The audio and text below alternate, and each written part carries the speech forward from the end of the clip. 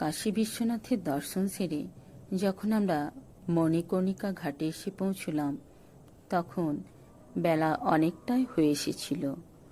আমরা একটা বোট ভাড়া করে মণিকর্ণিকা ঘাট থেকে রওনা দিলাম অন্যান্য ঘাট পরিদর্শনে।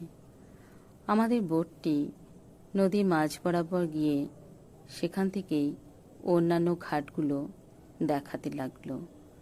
ঘাটগুলো এত সুন্দর সাজানো গোছানো ছিল, দেখে মন ভরে যাচ্ছিল।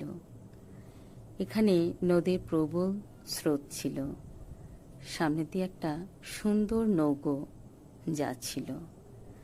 প্রাকৃতিক পরিবেশ এত সুন্দর, মন মুগ্ধ হয়ে যাচ্ছিল।